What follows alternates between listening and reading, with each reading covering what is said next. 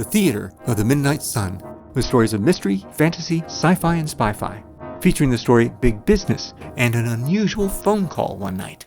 And when the beep goes, I get this. I know you're there. Don't act like you're not.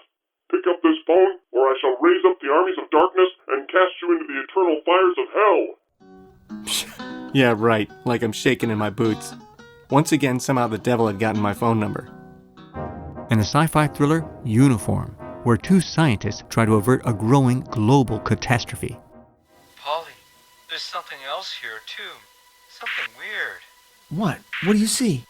That spot of light. It's not just a spot anymore. Kyung? Kyung! Kyung, get out of there! Get out of there! The second blast was even louder than the first. The tremor hit us seconds later. The Theater of the Midnight Sun, available wherever you listen to podcasts.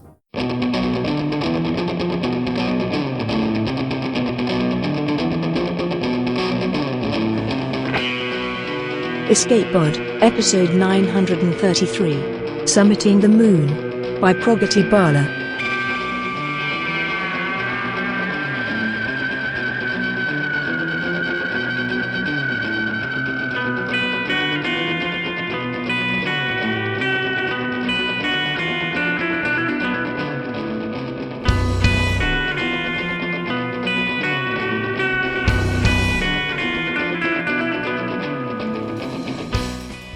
Hello and welcome to Escape Pod, your weekly science fiction podcast. I'm Myrna Lafferty, your host and co-editor. Our story this week is Summiting the Moon by Pragati Bala. Pragati is a speculative fiction writer who loves to write about characters on personal journeys in alternative worlds. They pull from their myriad of experiences navigating identity as a third culture immigrant, learning to love their queer self and following a non-linear career path. They currently work in educational tech, building products that further culturally responsive education. It's read for us by our dear former co-editor, S.B. Divya. Divya is a lover of science, math, fiction, and the Oxford comma. She enjoys subverting expectations and breaking stereotypes whenever she can. Her novella Runtime was a Nebula Award finalist, and her short stories have been published in various magazines, including Uncanny, Apex, and Tor.com. She holds degrees in computational neuroscience and signal processing, and she worked for 20 years as an electrical engineer before becoming an author. This is an Escape Pod original and Pragati's first sale. So kiss your loved one goodbye and promise them you'll be back. It's story time.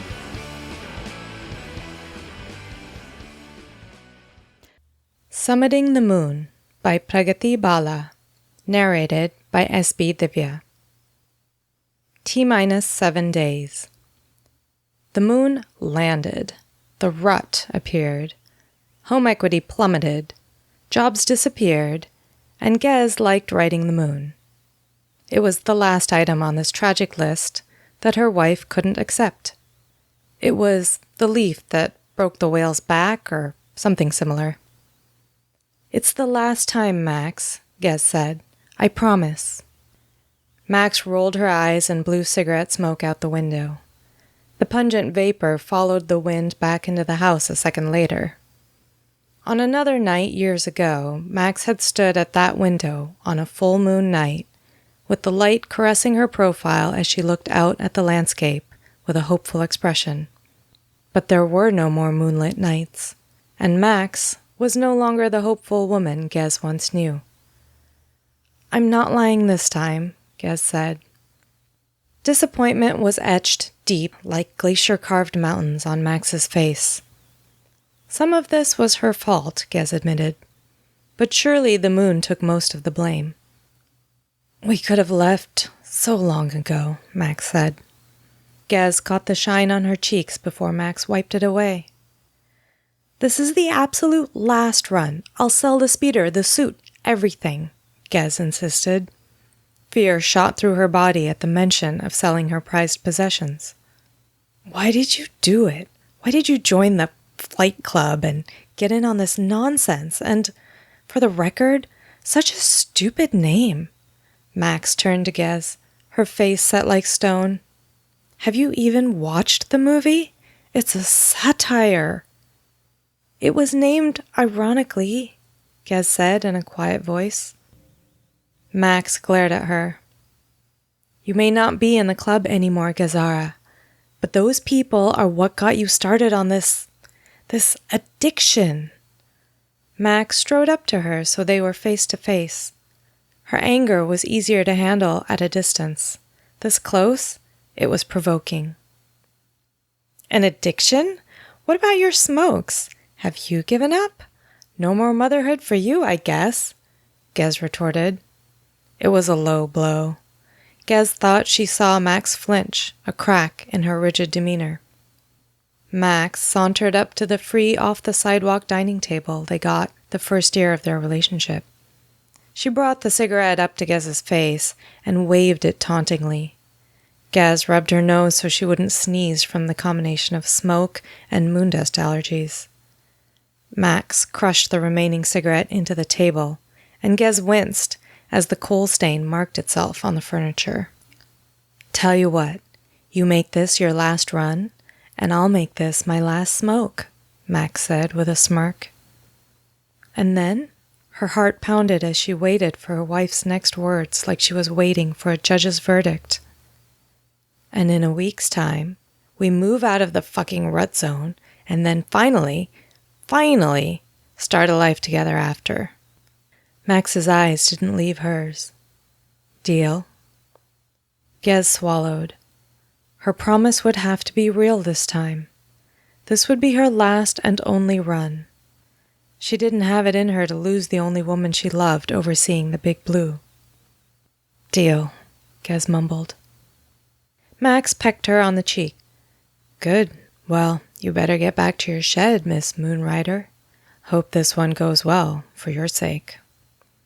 Gez moved the dinner plates from the table to the sink and attempted to wipe the cigarette stain off the table.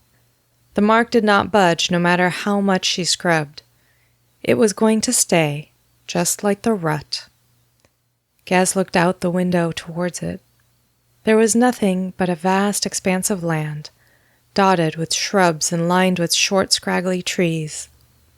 As land approached the horizon, it disappeared, a void that dipped before merging with the night sky. T-4 days. Gez was 3 days into polishing her speeder and checking her engine software when she realized that she'd already done everything she could to get ready. Max, on the other hand, packed like she'd been waiting her whole life for this move. Max submitted her resignation from her grocery store clerk job the night of their fight, and had been hoarding packing supplies every day since. Today she worked on their living room, carefully packaging every picture frame and curio into bubble wrap, then into foam, then taped the whole thing so securely, Gez wondered if they'd be moving more packaging than possessions. Gez didn't want to move out of their home. They'd argued about it many times, but this time she felt Max breaking. Even now, Gez couldn't bear to go to her wife's side as Max folded up the last decade of their memories together. She walked to Max's old home office, a room that was once Gez's metal sculpture studio, and a while before that, almost a nursery. She couldn't help but look towards the pastel-painted corner of the room. Paint ended abruptly, as though the paintbrushes were dropped halfway through a stroke. A small shelf stood in the corner, holding gifts and unopened toys. Gez kneeled in front of it and opened a box. The sight of the finger-length knitted socks broke her heart. While Gez's hobby took her to space, Max's free time was spent at home, living alongside the cobwebs of their dreams. Gez understood why her partner wanted to leave. She set about packing up the ex-home office as she wondered how many times Max had looked at the shrine for their almost child over the years. When she was done, she walked over to Max and surprised her with freshly brewed tea and a kiss. Gez apologized in her way, and Max accepted it in hers. T-3 days. Low-lying clouds and a no-moon day meant a trip to the rut was in order. Gez cracked open a can and held another one out to Surya. He was the one friend from Flight Club she kept in touch with after she left the group. She called him here because she needed to hear some hope. When the moon began its descent, they were in denial. It looked so distant and tiny in the sky. How much damage could a golf ball-sized satellite do, anyway? Some asteroid knocked it off course, and every week they watched as it waxed and waned larger, until one day they saw it rise and set like the sun. People on the coasts fled inland when tidal waves turned into tsunamis. The moon got closer. They saw her rise during the day and stop sunlight entirely, her shadow like a moving ink blot on the ground below. Those who lived under her orbit fled polewards. She touched the earth with a scrape, then a 3-foot-wide ditch appeared. A few weeks passed, and she turned it into a trench, the rut. Luckily, she stabilized at a low Earth orbit. Very, very low. Oceans changed shapes, buried lands resurfaced, and governments were too shattered to bother fighting over the lands near the rut zone. Gez didn't think it was fair to call what the moon was doing now an orbit. The satellite rolled by every 2 days in a rumble like thunder at 930 kilometers per hour. Although no one lived directly on the moon's path, those in the rut zone lived close enough to hear it. Surya and Gez sat on the edge of the rut, where the mud mixed with the slate moon soil to create a morose gray trough. On summer days, the reflection from the rut could burn, but on cloudy days like these, your eyes could follow the rut all the way down the curve of the earth, where it disappeared into the sky, a desolate roadway. "I quit my job," Surya said. "Again?" "I know I should take what I'm given," he said, his usually sunny expression eclipsed with regret. "But I'm not getting paid to get yelled at." "I'm sorry," Gez said. This was the way of jobs in the rut zone. Good opportunities came by rarely, and Surya had a particular streak of bad luck. "Enough about me, though. You're only here 3 more days." "This is it, huh?" Surya asked with a smile. Just thinking about her next attempt as her last time made her palm sweat. "The last time," Gez said, popping an antihistamine into her mouth and lifting her beer up. "Cheers." Their cans met with a dull clink. "Your chances are not bad. Your rig's in good shape, and your equipment should be in top condition with all the time you spend in the shed. How about your suit?" he asked. Among all the members of the club, Surya was the only one to have summited the moon. He held this title along with writer with the most malfunctions. The ground began its familiar hum. If she closed her eyes, she could feel the rumbling. Or maybe it was just her imagination. "It's been scrubbed and all the parts have been updated. This time, I got the steel beams from Indo, where they make the good shit, like you said, and sourced the chipset from Siam. They got the certifications and everything." Gez took a sip of her stale beer. "Good," he nodded. He never summited a second time. He said that summiting felt so good he had to go again, and so he tried once more, and then again and again, one more time, and then a dozen more. Surya moon rode so often he turned it into a habit. While the average Flight Club member tried to summit once every few months, Surya tried every chance he could. His fuel bills were off the charts. Max spoke the truth that night. From the outside, it did look a lot like an addiction. Gez's first run was the closest, strangely enough. She'd raced toward the moon at a matching pace, deployed the bungee, and timed her catapult onto its surface. The alabaster gray-white had filled her vision, and suddenly she was no longer on Earth. Gravity pulled at her from multiple directions as she looked up and saw the blue sky fading dark with stars floating like a mirage. Her heart skipped. What a miracle it would be to summit on her first try. She was close. She just needed to make it over the hump, and then it would be a smooth sail to the summit with both the moon and the Earth's gravity helping. The borrowed engines chose that moment to sputter, and her beginner's luck ran out. Her speeder began to veer. It lost the battle with Earth's gravity after all. She disengaged the bungees and deployed the wheel thrusters to push her speeder off the surface. Gez pulled a lever and her speeder sprouted its wings. She floated her way down to a spit of road and drove back home.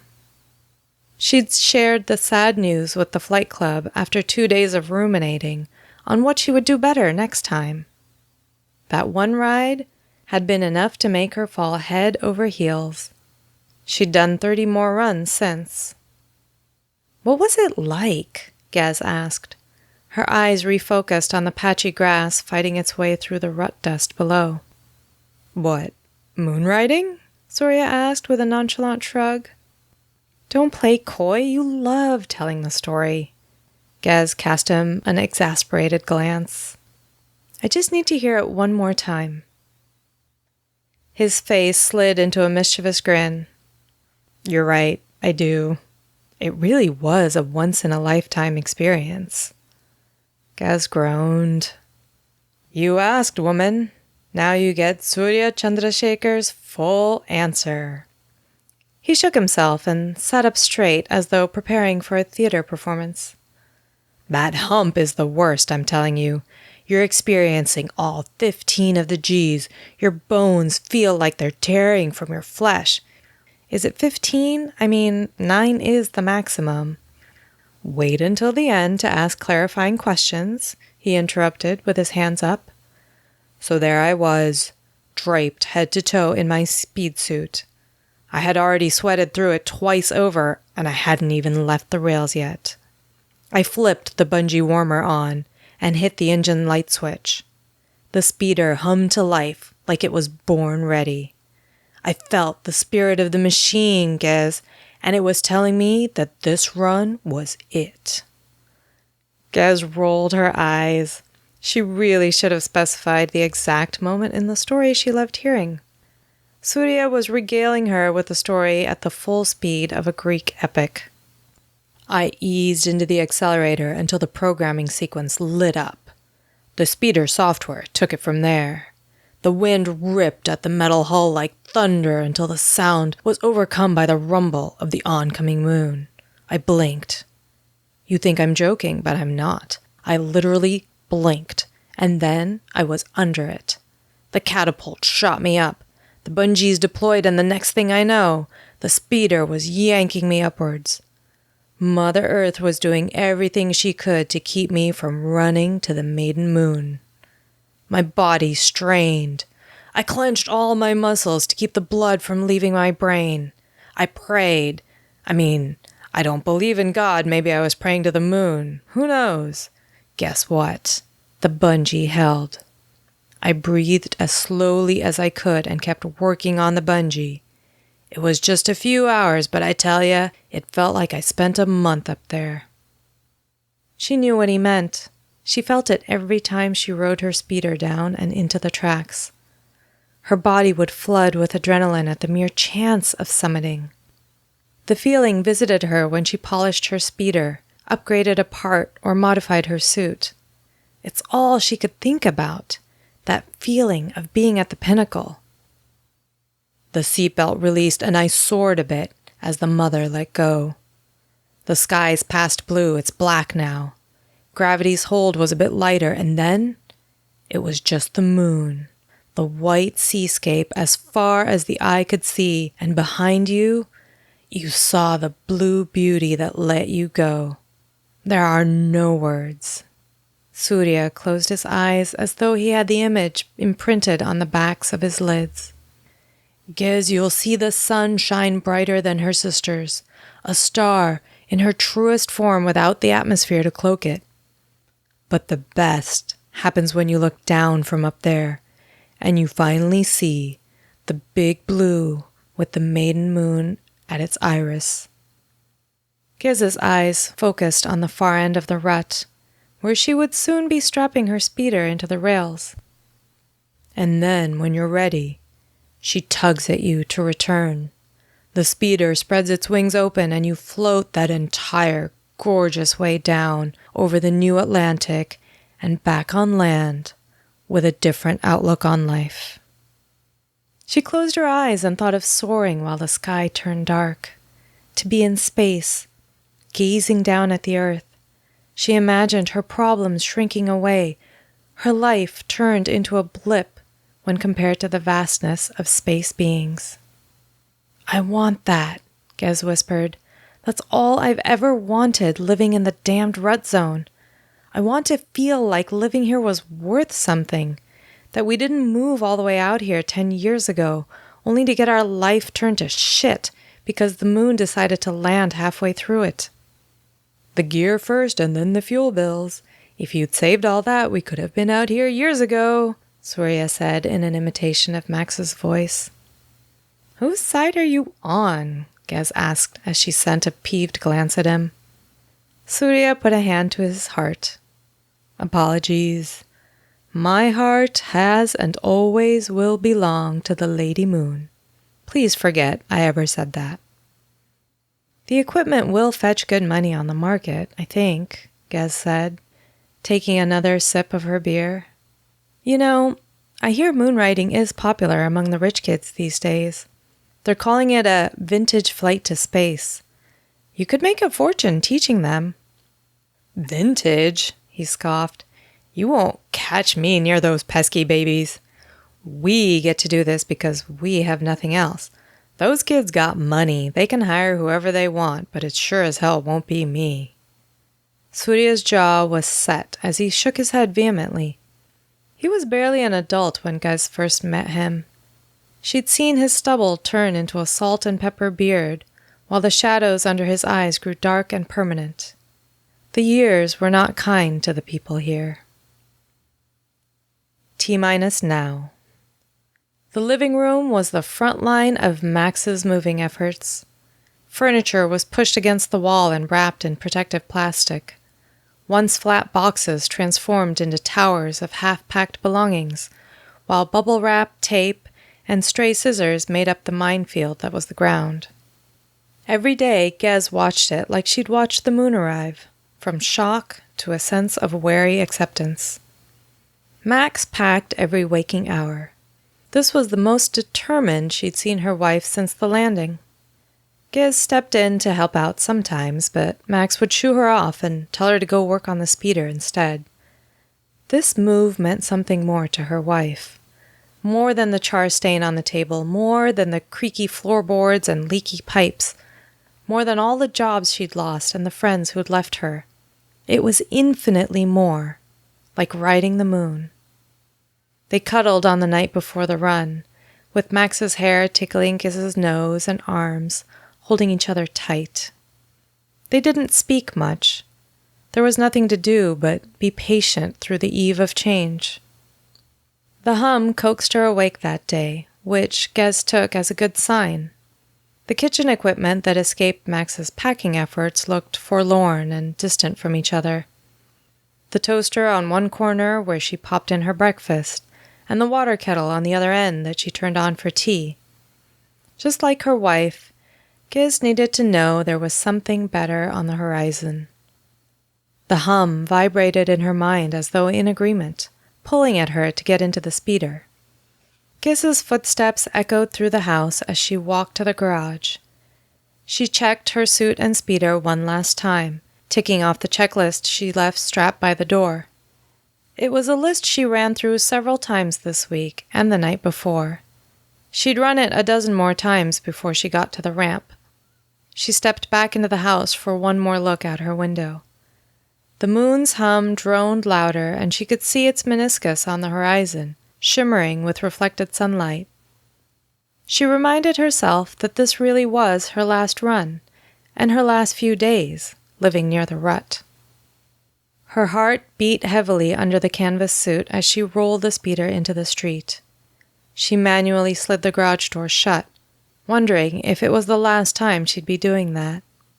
The clasps of her suit hit her wrists and ankles when she walked, and the circular metal and rubber gasket sat heavy on her collarbones. If all went well, she might get to strap on the helmet and gloves to dust the moon's surface. She climbed in, closed the shuttle door over her head, and drove her speeder into the rut. She maneuvered the speeder down a ramp and into a pit 3 car lengths wide and just tall enough to stand in. The flight club had dug it the year before she joined. Surya was already there and checking on the oil tracks embedded into the pit, salvaged steel from defunct train routes. Giz had helped lay them.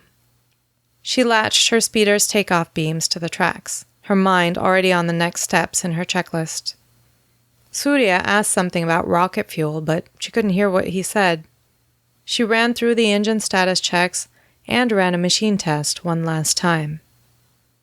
Gez finally stepped away from her speeder half-hour later, satisfied that all her checks yielded normal results.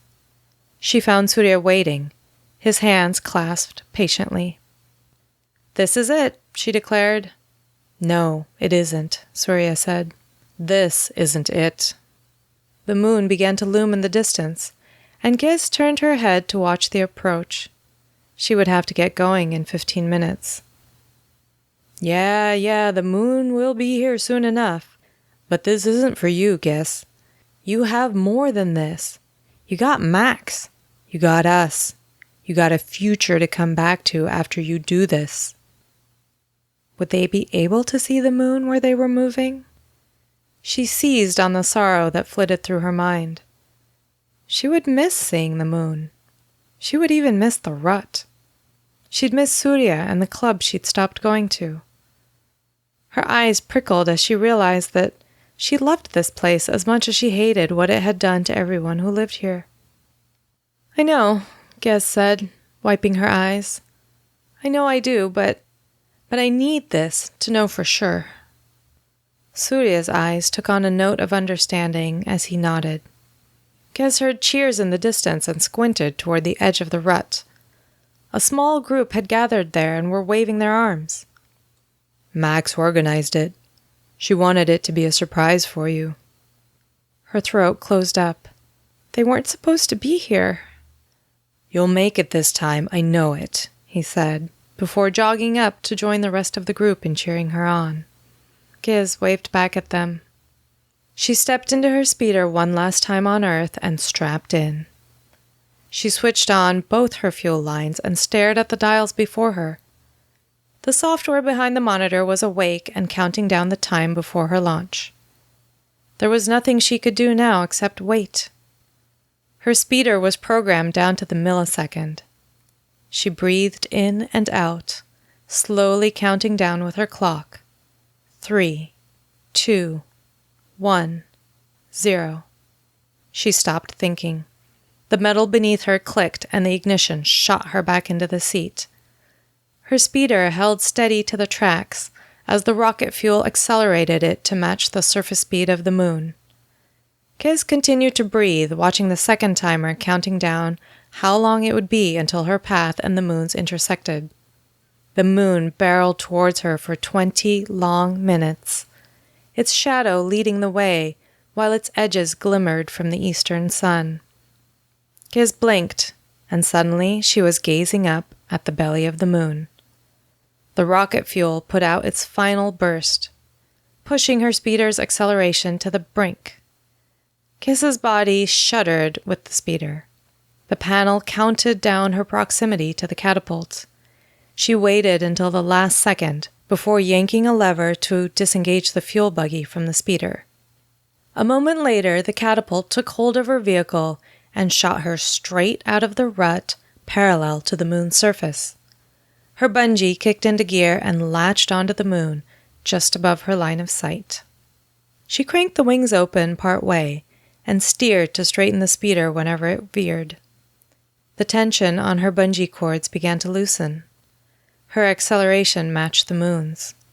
The machines had done their part, but there was still plenty that could go wrong. She drew in the cables, reducing the slack but not completely landing yet. She hadn't made it over the hump, the infamous midpoint on the way to the summit where she had last lost control of her speeder. She felt the pull upwards increase as Earth's gravity eased. The moon was inviting her up. Gez might just make it out of the rut. Her spirit soared. Acceleration hit her gut again as gravity switched and combined into both the Earth's and the moon's. She was past it. She was past the hump. Tears blurred her sight. The last 5 years were a never-ending nightmare, where both Gez and her wife took turns jettisoning dream after dream. Her speeder was rounding the 3 o'clock point on the moon, headed towards noon. They were close to paying off the mortgage and started saving for their first remodel together. Max was trying for a child, and they wanted to build the perfect nursery. Gone. Her bungee held, so she tugged on it to get closer. They'd gotten halfway through building the kids' room when the landing wrecked the last of their savings. Max lost the baby, and they couldn't afford to try again. So Gez turned it into a craft room where she would make and sell metal sculptures. Gone. Her speeder did not veer. There was no market for sculptures at the Rut. Max turned the spare room into a home office, saying she wanted to focus on her career and get their savings back. That was until she got fired from her copy editing job. Any hopes of saving up enough for a vacation from the Rut? Gone. Gez ratcheted the bungee taut once more. She worked in steps. Check the acceleration, check the speed, check the slack, and then pull the ship closer. Check the acceleration, check the speed, check the bungee. The nose of her speeder touched the surface. She was here. An hour later, she watched the Earth rise. Her suit was anchored to the moon, just like her speeder was.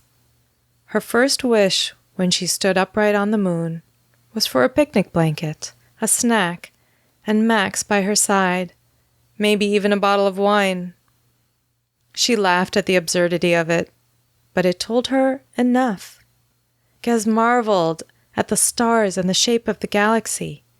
She saw the moon redraw the ocean beneath her and the new lands it uncovered. She felt herself take a deep breath, feeling calm in the way she hadn't let herself feel in the last 5 years. Her old life, ruled by the rut and littered with broken dreams, gone. Her new life on the horizon.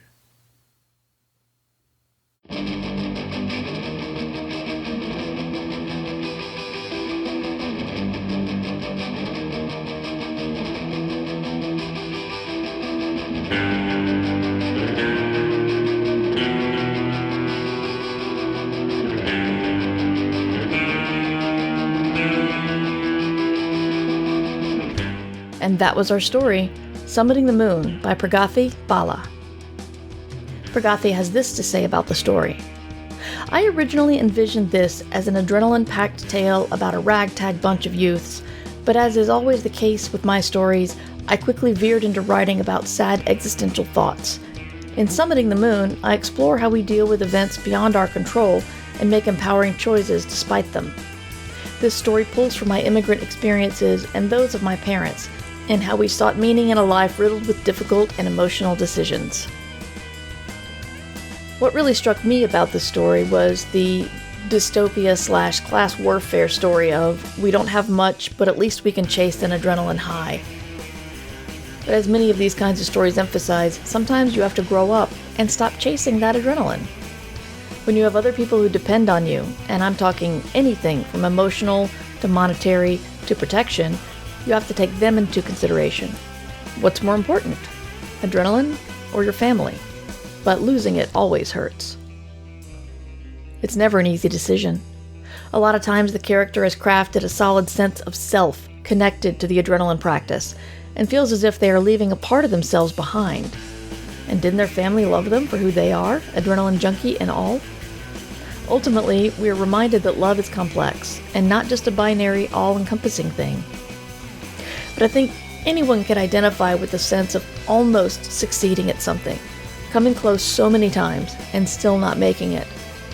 I think it creates the sense of just one more time, the feeling that maybe you'll actually get it this time.